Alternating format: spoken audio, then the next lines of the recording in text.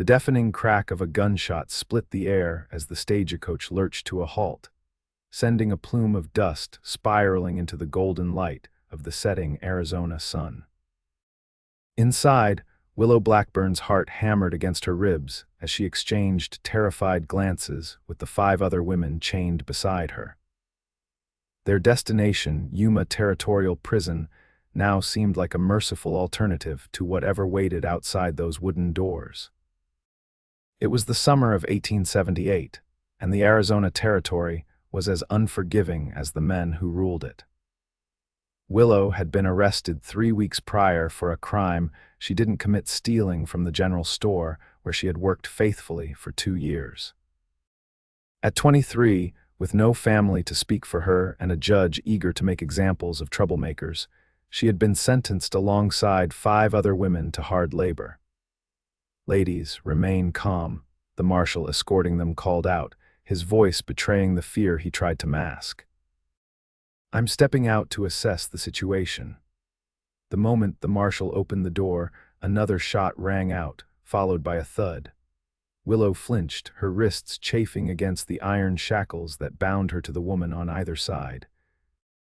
Through the small window, she could make out 3 masked riders surrounding the coach, rifles raised. "Get those women out here now," a gruff voice commanded from outside. The driver, hands raised in surrender, stammered, "They're chained, sir. Can't move 'em quick." A tense silence followed before the same voice barked, "Stand back." The door flew open, revealing a tall figure silhouetted against the crimson sky. Unlike his companions, his face wasn't covered, revealing features that seemed too refined for a common outlaw: strong jawline, piercing eyes, and a stubbled face weathered by sun and wind. His gaze swept over the women, and for a fleeting moment it lingered on Willow. "I'm Ethan Kilgore," he announced, holstering his pistol. "And I'm not here to harm you ladies, quite the opposite," one of the women, Clara, spoke up, her voice trembling. "What do you want with us?" Ethan's expression softened. "To set you free." He reached into his saddlebag and pulled out a pair of metal cutters. "These women aren't cattle to be chained and branded," he called out to his companions. "Get them water while I work on these links." As Ethan approached, Willow pressed herself against the wooden seat, uncertain whether to trust this stranger whose sudden appearance seemed too convenient to be coincidence. He knelt before her, his eyes a startling shade of blue meeting hers. "May I?" he asked, gesturing to the chain connecting her to the next woman. Willow hesitated, then gave a slight nod. The metal cutters made a satisfying snap as he broke the first link. One by one, he moved through the coach, breaking the connections between the women while leaving their individual shackles intact. "The blacksmith in Cottonwood Creek can remove those," he explained, working methodically. "It's about a day's ride north of here." When he reached Willow, he paused. "You don't look like you belong in chains." She lifted her chin defiantly. "Neither do any of these women." A hint of a smile played at his lips. "Fair point, Miss Blackburn, Willow Blackburn. Well, Miss Blackburn, your journey to Yuma ends today." As Ethan cut the final link between Willow and the woman beside her, the reality of what was happening began to sink in. They were being freed, but freedom in the middle of nowhere carried its own dangers. "Why are you doing this?" Willow asked as he helped her down from the coach. Ethan's expression darkened. "Let's just say I've seen enough innocent people locked away in Yuma to last a lifetime." Outside, the other women were already being helped onto horses by Ethan's companions. The marshal lay unconscious but breathing by the side of the road, while the driver sat with his hands bound. "These men will take you to Cottonwood Creek," Ethan explained to the group. "There's a widow there, Mrs. Henderson, who helps women in your situation. She'll see you get proper care and help you contact your families." One of the women, an older lady named Margaret, spoke up. "And what of you, Mr. Kilgore? I have some business to attend to," he replied vaguely, glancing at the horizon. "It's best if we travel separately." As the women mounted the horses provided by Ethan's men, Willow remained standing beside the coach. Something didn't add up. "Why separate?" she asked. Safety in numbers, isn't that the way out here? Ethan approached her, lowering his voice. Because, Miss Blackburn, the men who put you in chains will be looking for you, and they'll be looking for me twice as hard. I've made quite a reputation for myself interfering with their brand of justice. So you've done this before, she observed, when necessary. Willow glanced at the other women, already moving away with Ethan's companions. A decision crystallized in her mind. I'm coming with you. Ethan's eyebrows shot up. That would be unwise. More unwise than traveling with strangers to a town I've never heard of, she challenged.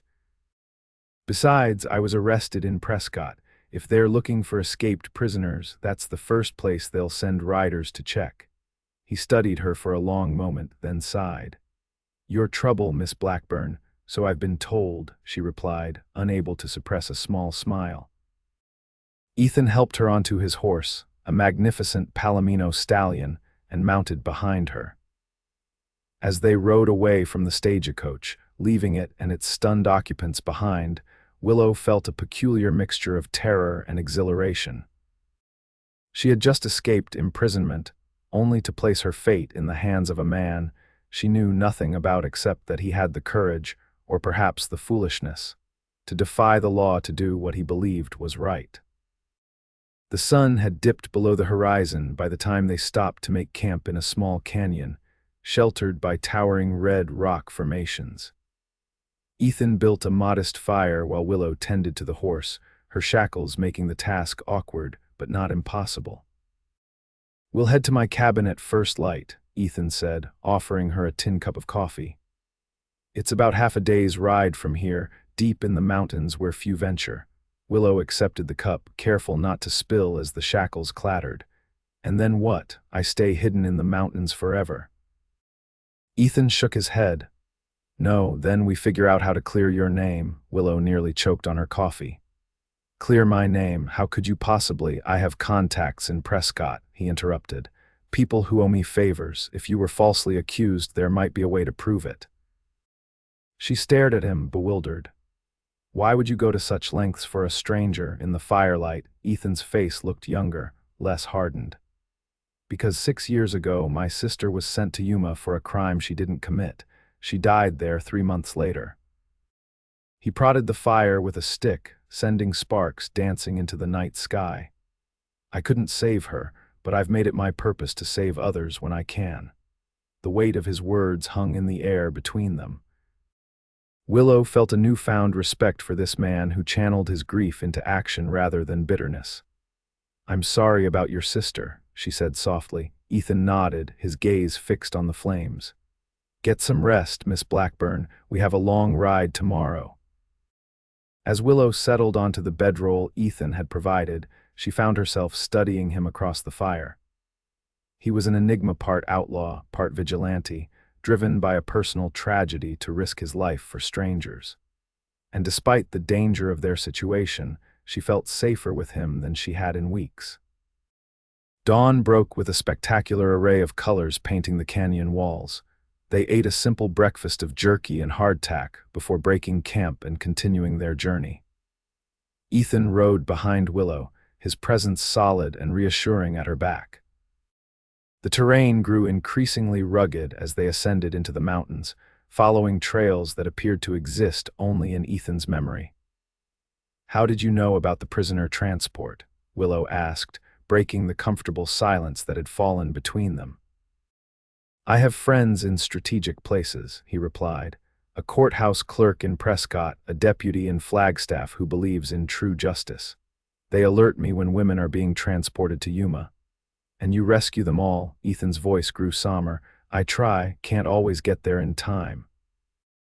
They rode in silence for another hour before Ethan pointed to a ridge in the distance.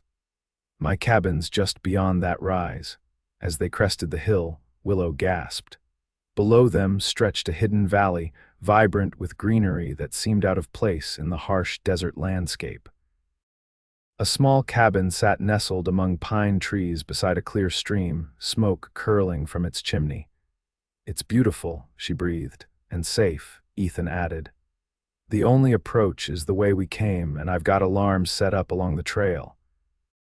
As they descended into the valley, a figure emerged from the cabin, an older man with silver hair and a weathered face that broke into a wide smile at the sight of them. "Walter," Ethan called out in greeting. "Wasn't expecting you back so soon." Walter approached as they dismounted. "Got word from Thompson in Prescott. Posse is forming, looking for you and those women." His curious gaze fell on Willow and her shackles. "I see you were successful." "Partially," Ethan replied. "The others are headed to Cottonwood Creek with Jim and Lewis. This is Miss Willow Blackburn." Walter tipped his hat. "Madam, let's get those irons off you." Inside the cabin, Walter worked on Willow's shackles with tools that suggested he'd done this many times before. The interior was simple but comfortable: a stone fireplace, wooden furniture, shelves lined with books that seemed at odds with the rough surroundings.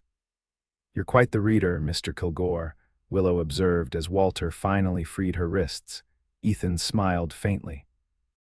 "My father was a schoolteacher before we moved west. Reading was non-negotiable in our household." Walter finished his work and stepped back. "There you go, Miss Blackburn, free at last." Willow rubbed her raw wrists, the absence of metal strange after weeks of confinement. "Thank you." As Walter packed his tools, he updated Ethan on the situation in Prescott. "Marshall's putting together a large search party. They're taking this one personal, saying you've interfered with justice one too many times." Ethan's jaw tightened. "Then I'll need to be more careful." "You need to disappear for a while," Walter corrected. "Maybe head down to Mexico until things cool off." "I can't," Ethan replied, glancing at Willow. "Not yet. We need to find evidence to clear Miss Blackburn's name." Walter sighed, shaking his head. "You're going to get yourself killed one of these days, Ethan." He turned to Willow. "No offense, miss, but this one's got a hero complex that'll be the death of him."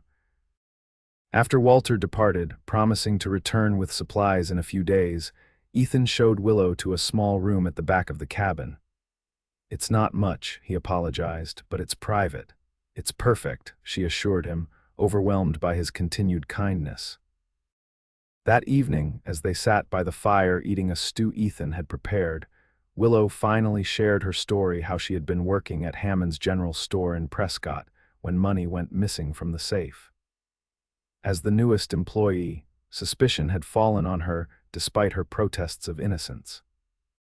"The real thief was probably Hammond's son," she explained. "He has gambling debts all over town, but his father wouldn't hear of it. It was easier to blame the orphan girl with no connections." Ethan listened intently, his expression thoughtful. "If Hammond's son is the real culprit, he might have left evidence. People who steal out of desperation often make mistakes. But how would we even begin to investigate? I can't exactly walk back into Prescott." A determined look crossed Ethan's face. "No, but I can." Willow's eyes widened. "That's madness," Walter said. "They're specifically looking for you." "They're looking for the man who freed the prisoners," Ethan countered. "Not many people know my face or name in town. I'm careful about that." Before Willow could argue further, a distant bell rang somewhere in the forest, causing Ethan to spring to his feet. "Someone's on the trail," he said, reaching for his rifle. "Stay inside and away from the windows." Heart pounding, Willow watched as Ethan slipped out the door, moving like a shadow into the gathering darkness. Minutes stretched into what felt like hours before he returned, tension evident in his stance. "Riders," he reported. "3 of them following our trail. They're still a ways off, but they're determined." "What do we do?" Ethan's expression was grim. "We need to leave now, pack only what's essential." Within minutes, they had gathered supplies and were heading out the back of the cabin toward a narrow path that Willow hadn't noticed before. The night was moonless, making their escape both safer from detection and more treacherous to navigate. "There's a cave system about 2 miles from here," Ethan explained as they hurried along. "We can shelter there until it's safe to move on." The journey through the dark forest was nerve-wracking. Every snapping twig sounded like a gunshot to Willow's heightened senses. Ethan moved with confidence, occasionally reaching back to guide her over particularly rough terrain. Despite the danger, she found his touch reassuring. They reached the caves just as the distant sound of hooves echoed through the valley. Ethan led her deep into the limestone cavern, where he lit a small lantern that cast eerie shadows on the walls. "We should be safe here," he whispered. "The entrance is well hidden, and these caves extend for miles." Willow sank onto a flat rock, exhaustion finally catching up with her. "Those men, they won't give up easily, will they?" Ethan's expression was solemn. "No, especially if they're bounty hunters. There's likely a reward for your capture and mine." "I've brought nothing but trouble to your door," she said, regret washing over her. To her surprise, Ethan smiled.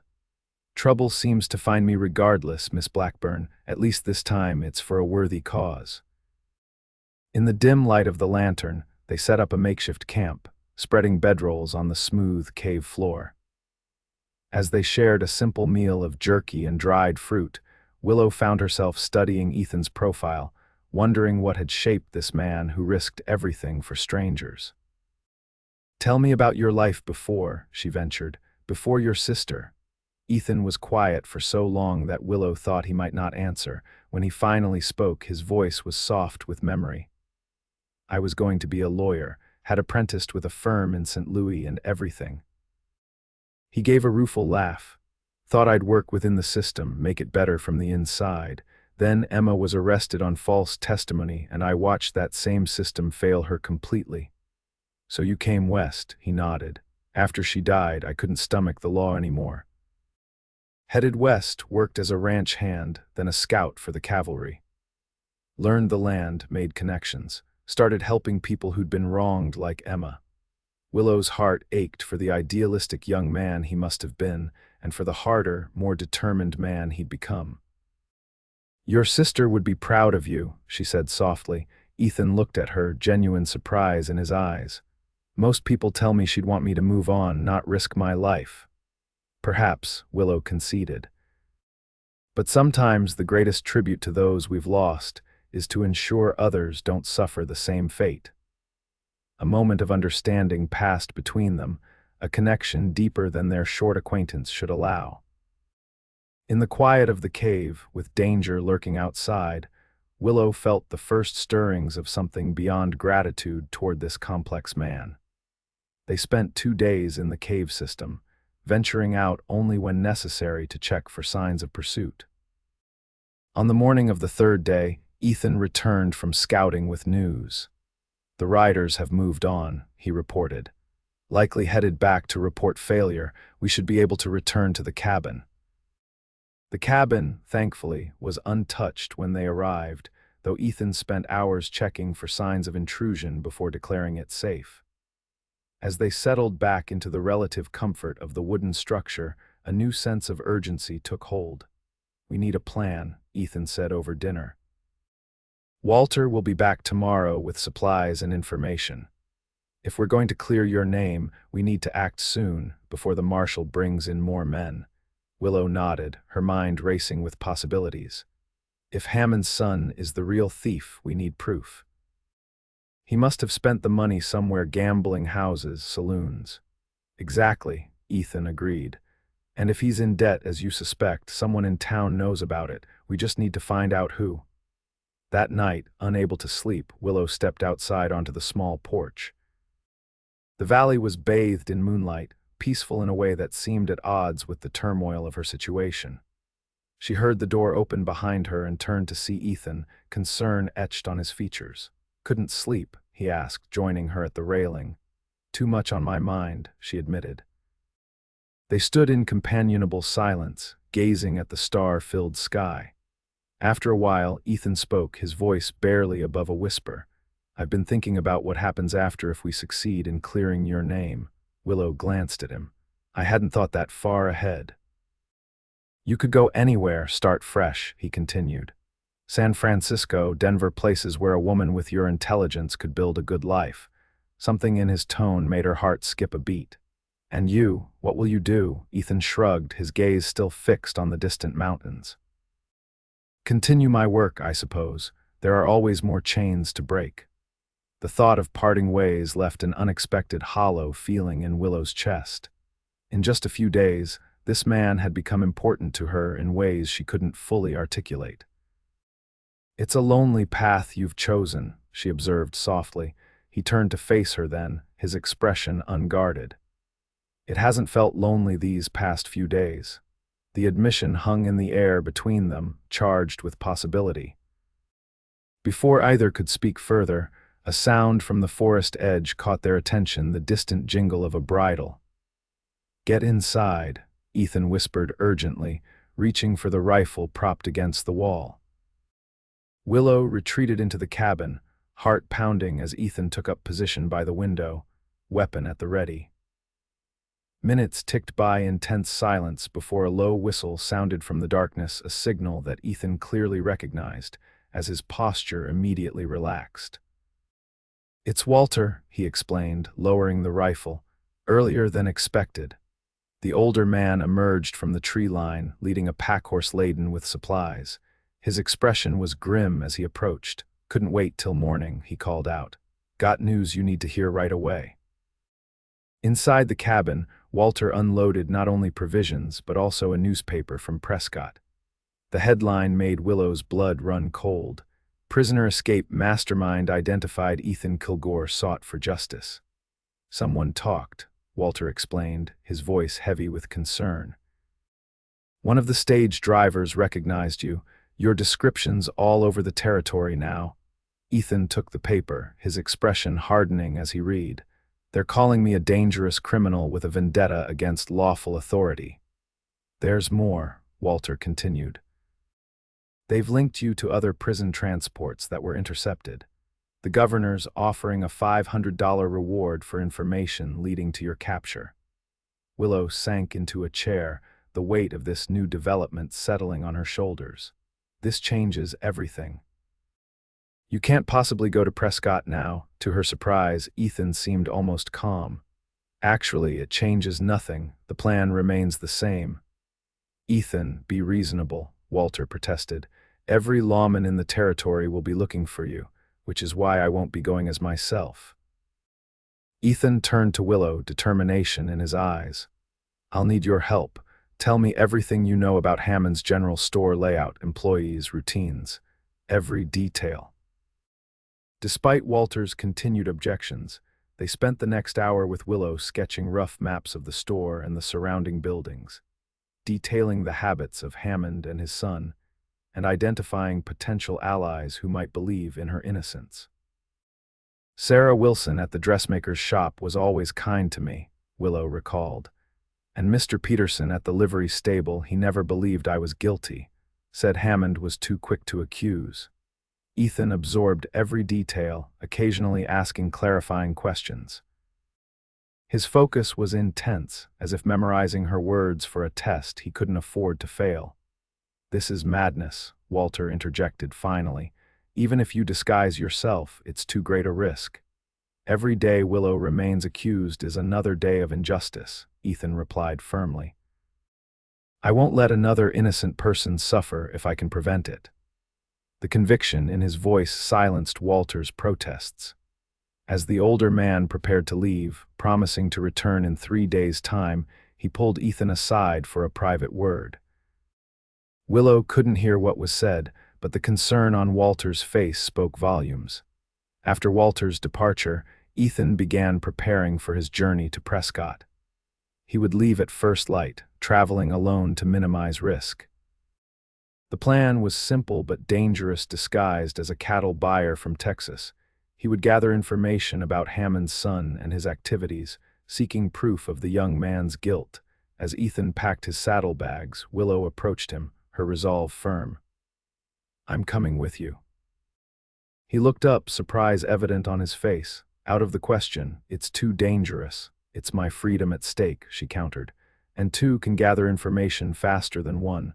Besides, I know Prescott and its people in ways you don't. And if you're recognized, I'll be disguised as well. No one would expect to see me back in town, especially not as a respectable married woman." She held his gaze, challenging him to disagree. For a long moment, Ethan studied her, clearly weighing the risks against the potential benefits of her plan. "You're either very brave or very foolish, Miss Blackburn," he said finally. A small smile curved her lips. Perhaps a bit of both, Mr. Kilgore, much like yourself. The ghost of an answering smile appeared on his face. Very well, but we do this my way with every precaution. And at the first sign of trouble, we leave no arguments. Dawn found them preparing their disguises with materials Walter had brought. Ethan trimmed his beard and applied a gray powder to his temples, aging him by a decade. With spectacles and different clothing, he transformed into a nondescript businessman that even Willow might have passed without recognition.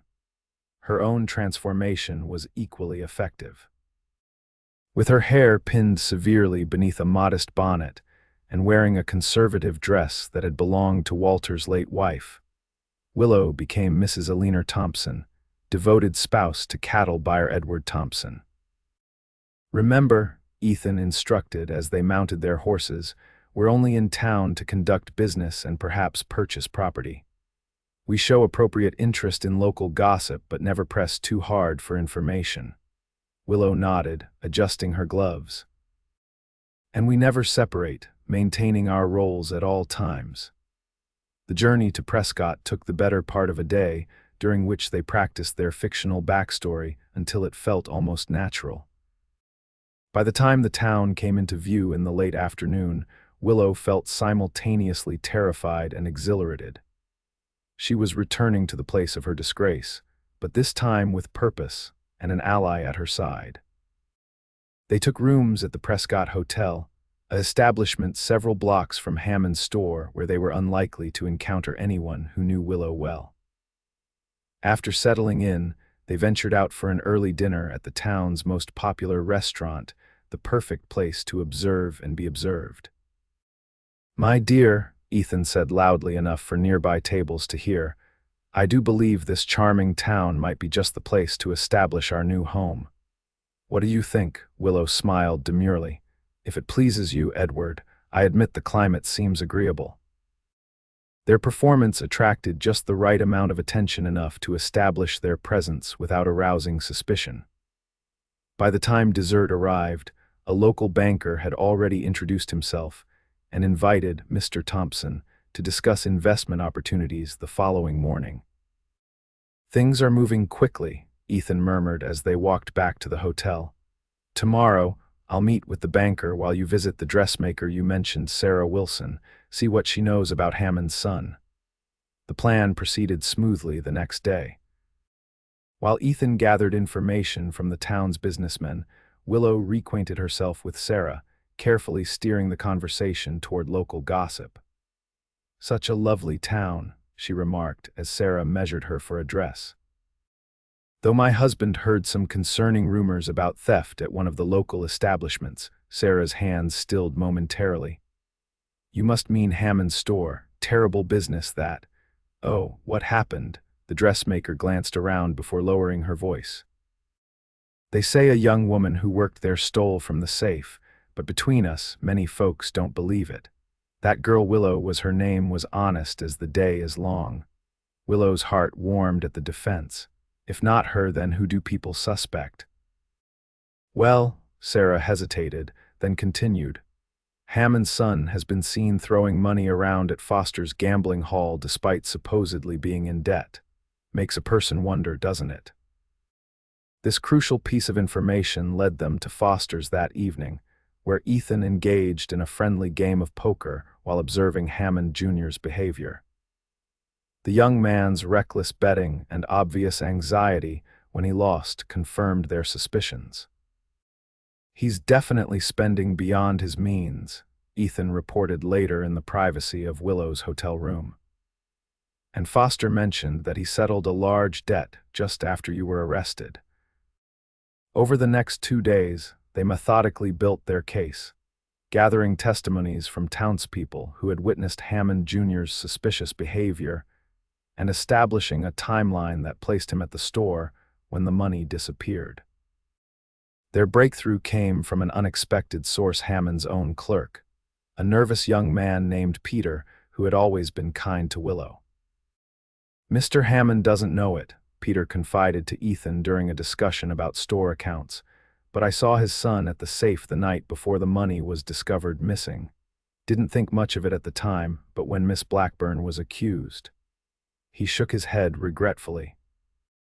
"I was too afraid to speak up. Mr. Hammond has influence in this town.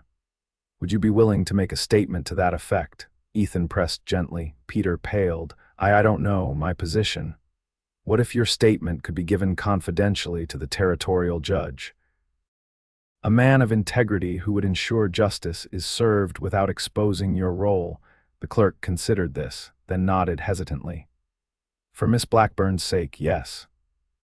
With Peter's testimony secured, they had enough evidence to approach Judge Wilson, a famously fair-minded jurist who happened to be holding court in Prescott that week. Ethan carefully prepared a dossier of evidence, including signed statements from those willing to testify to Hammond Jr.'s suspicious activities. The night before they planned to present their case, Willow stood by the window of her hotel room, gazing out at the town that had condemned her. Ethan joined her, his presence a steady comfort in the face of tomorrow's uncertainty. "Are you nervous?" he asked softly. "Terrified," she admitted. "What if the judge doesn't believe us? What if Hammond's influence is too great?" Ethan's hand found hers, his touch gentle but reassuring. "Then we try another approach. I won't give up until your name is cleared, Willow. I promise you that." She turned to face him, struck by the intensity in his eyes. Why risk so much for me?" For a moment, he seemed at a loss for words, then spoke with quiet honesty. "Because in you, I see someone worth fighting for. Someone brave enough to return to the place of her greatest injustice to seek truth. Someone who, despite every reason to be bitter, still believes in the possibility of justice." The sincerity in his voice touched something deep within her. Without conscious thought, Willow raised her hand to his cheek. "And in you, I see a man who has turned personal tragedy into a mission of mercy, who risks everything to right wrongs that most would ignore." Time seemed to suspend as they stood there, the air between them charged with unspoken emotion. Slowly, giving her every chance to pull away, Ethan leaned forward until his lips met hers in a kiss that started gentle but quickly deepened with shared longing. When they finally parted, both slightly breathless, Ethan rested his forehead against hers. "I never expected to find you, Willow Blackburn," she smiled, her heart fuller than she could remember it ever being.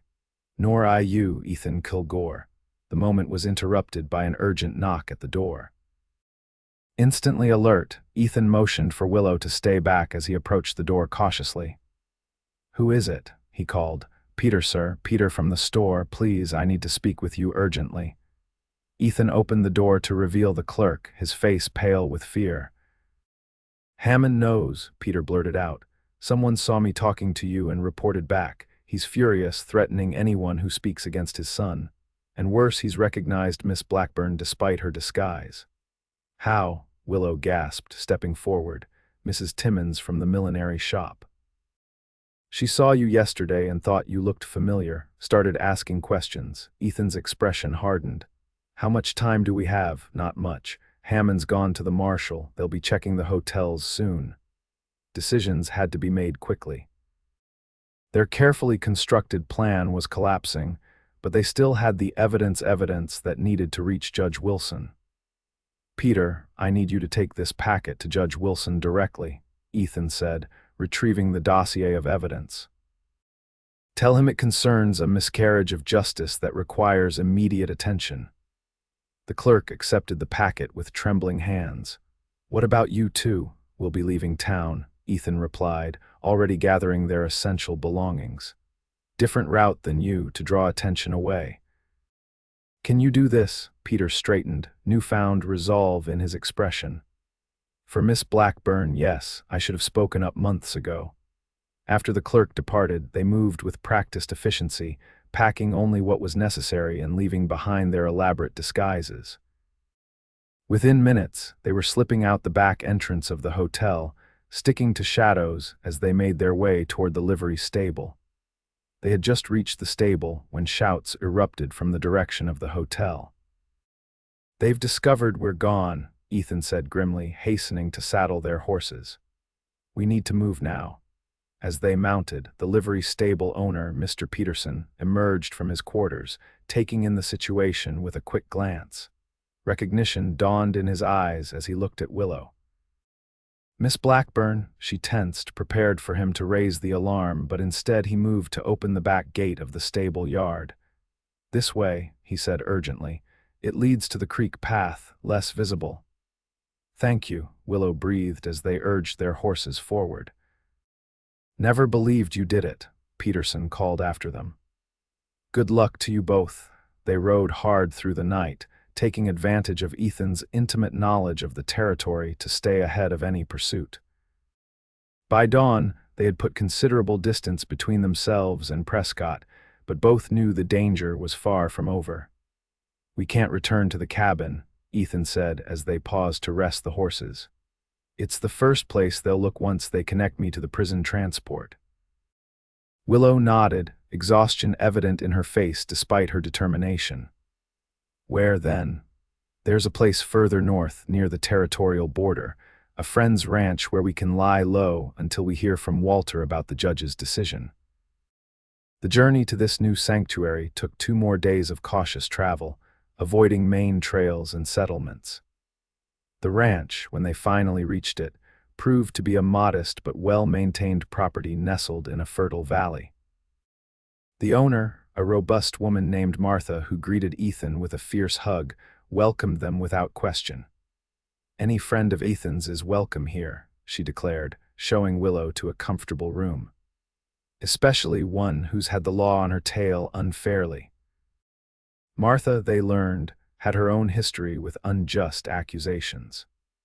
Her late husband had been falsely accused of rustling and killed by a vigilante mob before any trial could be held.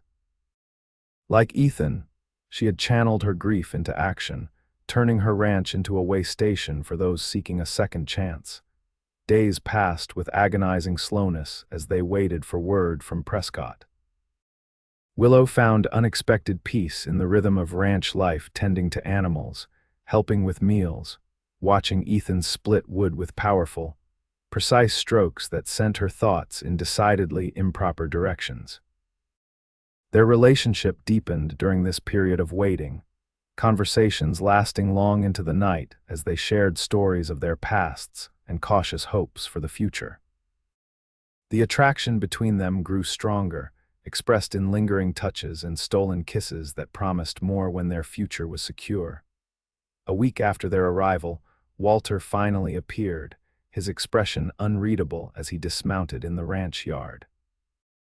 Ethan and Willow rushed to meet him, hearts pounding with anticipation. "Well," Ethan demanded when Walter didn't immediately speak. A slow smile spread across the older man's weathered face. "Judge Wilson is a man of principle, as you said." He reviewed the evidence, questioned Hammond Jr. himself, and the boy broke down and confessed everything. Willow's knees nearly buckled with relief. "So I'm cleared of all charges," Walter confirmed. The judge issued a formal exoneration. Hammond Sr. is facing charges himself for obstruction of justice. Tears of joy and disbelief filled Willow's eyes as Ethan pulled her into a fierce embrace. After months of injustice, the truth had finally prevailed. "There's more," Walter continued once they had calmed somewhat. "The judge was so disturbed by the case that he's ordered a review of all convictions Hammond testified in, and he wants to meet the man who helped expose the truth." Ethan stiffened. "Meet me? That sounds like a trap." Walter shook his head. "I don't think so. I spoke with him myself. He seems genuinely interested in your activities. Says a man with your dedication to justice might serve the territory better as an official agent rather than an outlaw." "An official agent," Willow repeated, looking at Ethan with wonder. "He's offering you a position." "Sounds like it," Walter confirmed. "Special investigator for the territorial court looking into cases of possible injustice, with full authority to act." The news was overwhelming. Not only was Willow exonerated, but Ethan was being offered a chance to continue his mission with the law's blessing rather than its condemnation.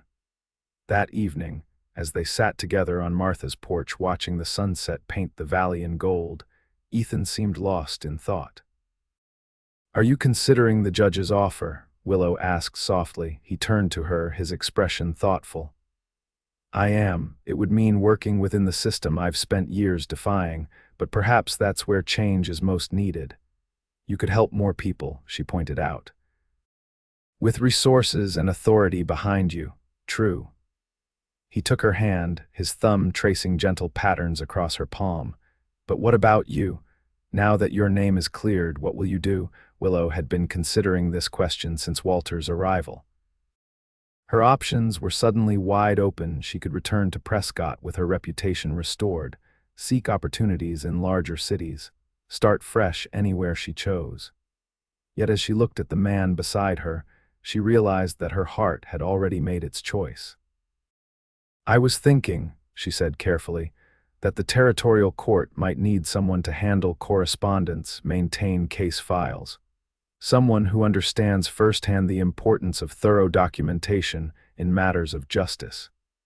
Ethan's eyes widened slightly as he grasped her meaning. "You want to work with the court, with me, beside you," she corrected, her voice gaining confidence. "If you'll have me. These past weeks have shown me what matters: truth, justice, courage, values you embody, Ethan. I don't want to walk away from that, or from you." The hope that dawned in his eyes took her breath away. "Willow Blackburn, are you proposing a partnership?" "I'm proposing whatever you're willing to offer," she replied honestly. "Professional, personal, preferably both." In answer, Ethan drew her to him, his kiss conveying everything words couldn't express: desire, admiration, a promise of shared tomorrows. When they finally parted, his smile held a certainty that warmed her to her core.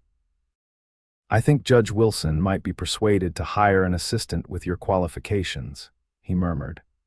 "Especially if she comes highly recommended by his new special investigator." 2 weeks later, they stood together in Judge Wilson's chambers in the territorial capital. The judge, a distinguished man with keen eyes that missed nothing, had just finished outlining Ethan's new responsibilities. "And Miss Blackburn," he continued, turning his attention to Willow, "your position will involve managing case records, corresponding with witnesses, and occasionally accompanying Mr. Kilgore when a woman's perspective might prove valuable. Are these terms acceptable to you both?" They exchanged a glance, their agreement unspoken but absolute. "They are, Your Honor," Ethan confirmed. "Excellent." The judge rose, extending his hand first to Ethan, then to Willow. "The territory needs people like you, people who understand that true justice isn't always found in courtrooms and law books. Sometimes it requires courage to challenge the system itself." As they left the courthouse, stepping into the bright sunlight of a new day, Ethan took Willow's hand in his. "Not exactly how I imagined my life would turn out," he admitted with a wry smile. "Nor I," she agreed. "When that stagecoach stopped and you appeared, I thought you were just cutting chains. I never imagined you were opening a door to a whole new life." Ethan's expression grew serious. "There will still be dangers, Willow. Not everyone will appreciate our work." "I know," she squeezed his hand, "but we'll face them together." 6 months later, they were married in a simple ceremony at Martha's ranch, surrounded by friends who had supported their journey: Walter, serving as Ethan's best man; Martha, who had become like family; Peter, whose courage had helped clear Willow's name; and even Judge Wilson, whose faith in their mission had given it legitimacy. Their work took them throughout the territory, investigating claims of injustice, freeing the innocent, and occasionally still cutting chains, though now with the law's authority behind them. Word of the Justice Riders, as people began calling them, spread through towns and settlements, offering hope to those who had none. On their first anniversary, they returned to Ethan's Hidden Valley cabin, which they had maintained as a private retreat from their increasingly public lives. As they sat on the porch watching the sunset, Willow rested her head on Ethan's shoulder, her hand absently caressing the gentle swell of her belly where their child grew. "Do you ever think about that day?" she asked softly. The day you stopped the stagecoach." Ethan smiled, covering her hand with his own. "Often. It was supposed to be a routine rescue, free the prisoners, send them to safety, move on to the next injustice. Instead, you got a wife, a child on the way, and a legitimate career," she teased. His laughter rumbled through his chest. "Best derailment of plans I've ever experienced." As darkness fell over the valley, they remained together on the porch, talking of the future, the cases they would tackle, the family they would build, the justice they would pursue. They had both been chained, once Willow by false accusations, Ethan by grief and anger.